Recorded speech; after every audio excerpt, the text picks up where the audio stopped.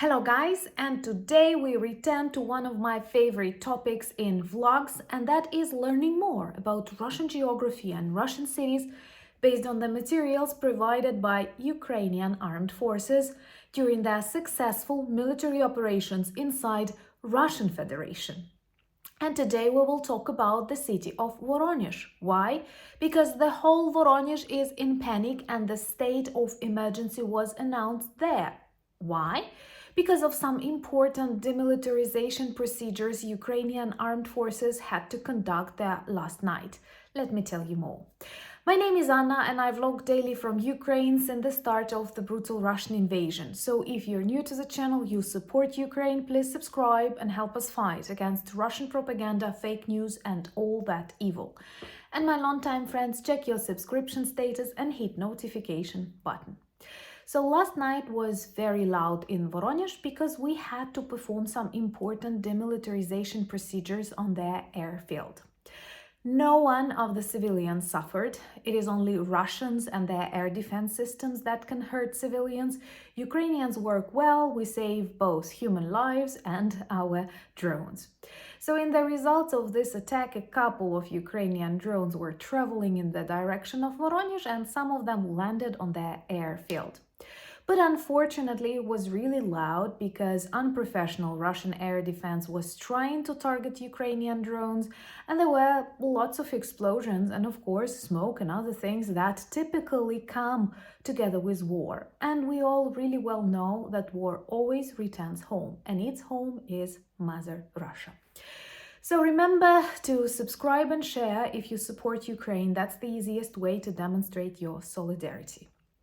The whole city is in panic because it happened at 2 a.m. and 3 a.m. This is exactly what we experienced for the last 2 years. And Russian population has a really good chance to stop this war by stopping their own soldiers and their own president. It was loud in Russian Telegram channels and various publics. There are photos of explosions and destructions caused both by drones and the work of their air defense systems.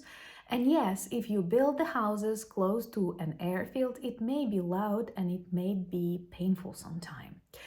What is also important, many people do not know what to do, where to escape, because Russia experiences this global isolation, and I believe the majority of people who are against the war but too weak to protest, or people who are afraid of mobilization, escaped long ago. You know that Russians are like crazy trying to get Georgian or trying to get Moldova passports. Guys, don't give them these passports because in a couple of years another Russian crazy dictator will come to liberate his citizens on your territories. That is a very common Russian propaganda narrative.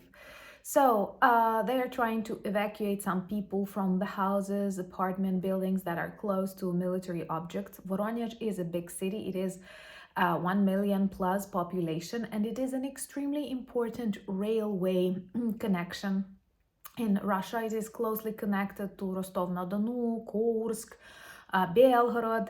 Belgorod is another city that knows what war is already. Why? Once again, because Putin started invasion. Back in 2014, in 2022, it was developed into full-scale war that can be compared in size to world wars, inspiring other evil regimes.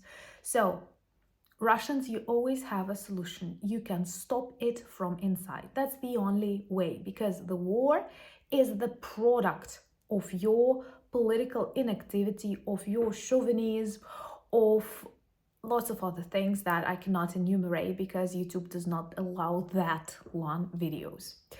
So we know that it is not the first city that is in panic in Russia. Belgorod, Voronezh, Kursk, they experience a lot of Ukrainian drone attacks targeted on their military objects. They don't know how to work with air defense properly, protecting their cities because they did not believe someone can attack Russia.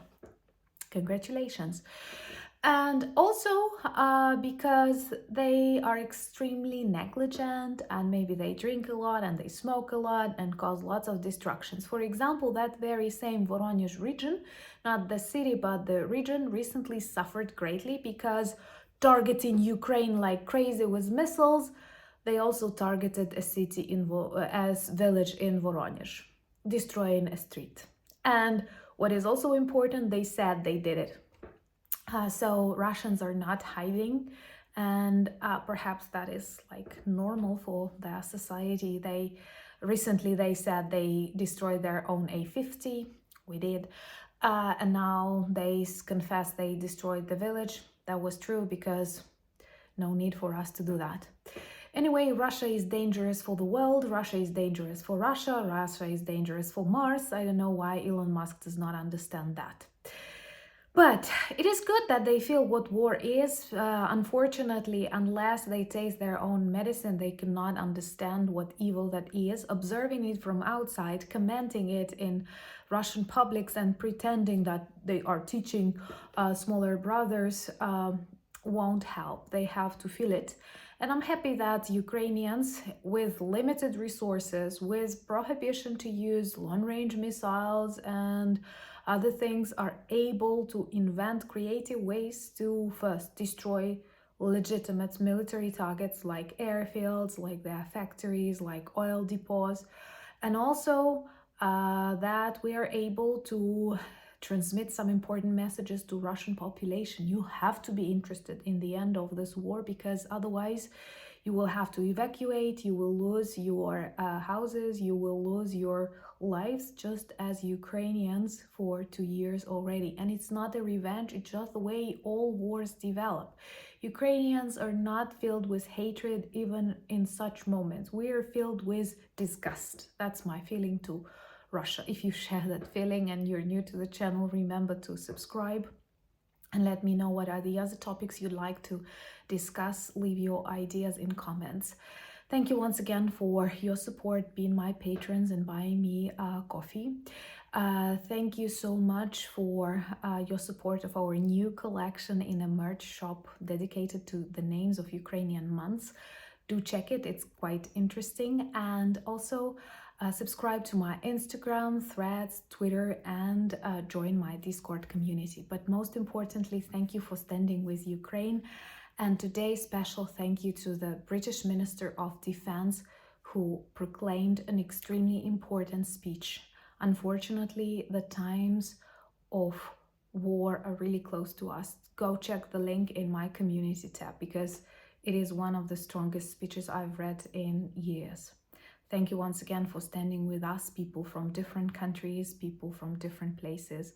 Love and respect. Slava Ukraini!